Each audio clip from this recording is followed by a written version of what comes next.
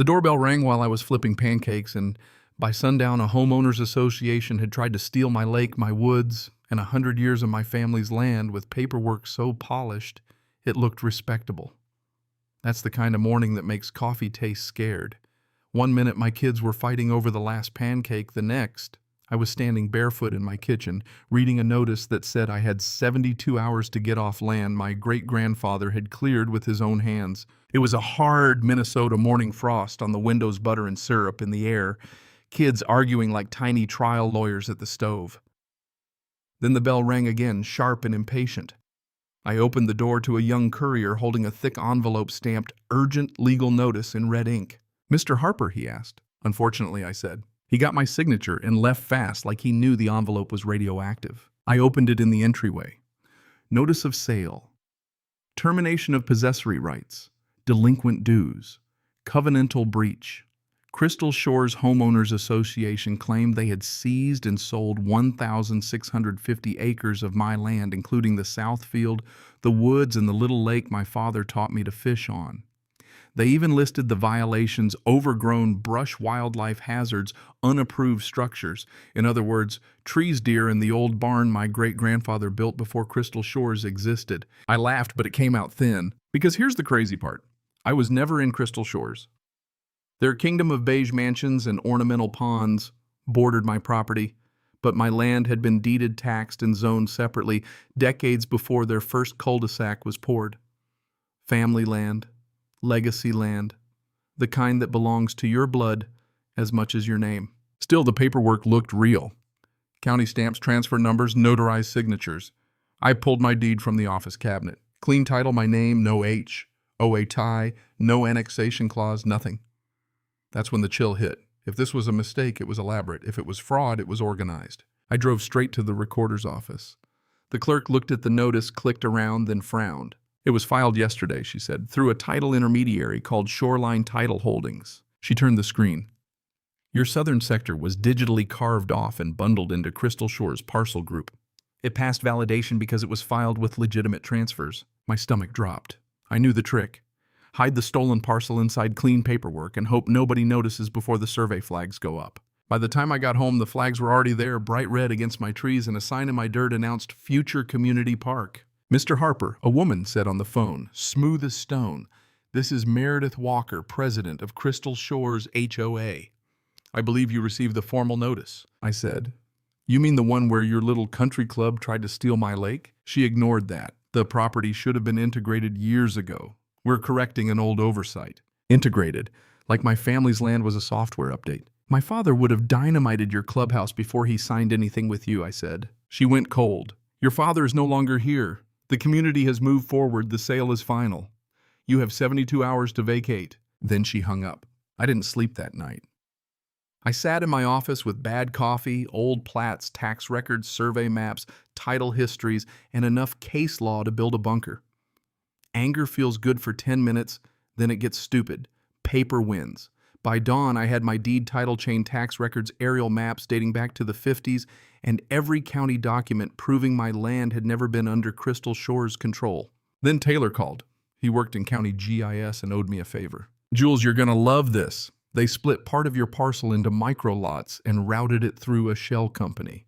Shoreline Title Holdings is 3 months old and the registered agent is Barry Lent." That name hit hard.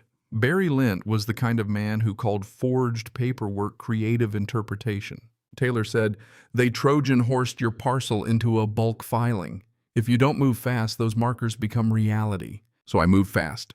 Rhonda at the courthouse helped me lock in an emergency hearing. My paralegal filed the injunction packet, and I walked into county court that afternoon with binders, maps, and exactly enough calm to make the other side nervous. Crystal Shores sent a junior associate who looked like he'd been handed the case in a parking lot. Judge Wilkins reviewed my filing, then asked opposing counsel what authority Crystal Shores had over my land. He started babbling about historic intent and verbal discussions with my late father. She cut him off. "Verbal discussions do not transfer title in Minnesota, counselor. Motion granted, injunction issued, all activity on my parcel frozen." The next morning, Rhonda called and said Crystal Shores had filed a counterclaim based on something called a legacy integration agreement. That sounds fake because it was fake. 1 page of vague, unsigned nonsense. So I dug deeper. At the county archives, Taylor found records showing Crystal Shores had tried to annex part of my land years earlier and got denied twice. There were zoning notes, public comments, even an old newspaper clipping with my father at a town hall podium saying if they want a park, let them build one where they already own dirt. Then Taylor found the twist that changed everything. The southern lakefront stretch of my land, about 25 acres, had never been formally subdivided. It was still fully mine, but because it was undeveloped and unplatted, I had a legal opening. I could subdivide it myself cleanly and lawfully without Crystal Shores having a word to say. And sitting right across from that shoreline were the 5 most expensive mansions in the HOA. I called Rebecca Cross, an old friend and land use attorney with a healthy appreciation for consequences. We filed a subdivision petition, split the shoreline into 5 parcels, and transferred them into a holding company I controlled. Then I quietly marketed them to investors and specialty buyers as premium lake access opportunities. Meredith sent a cease and desist letter about aesthetics and community integrity. I framed it. Gregory Atwood, one of the HOA's wealthiest homeowners, showed up at my office looking pale because part of his oversized dock overlapped land now tied to one of my new parcels. "I'd like to discuss options," he said. Funny how fast people discover diplomacy when their property value gets nervous. Then came the part nobody on their side saw coming. I leased one parcel for a wedding, another for a small commercial shoot, all fully permitted.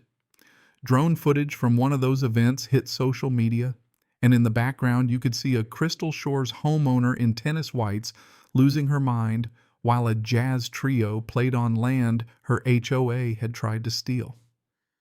The clip spread locally, then the news picked it up. After the segment aired, emails started pouring in.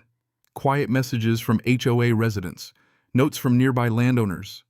Then the big one, other victims of shoreline title holdings. Same shell company trick, same fake transfers.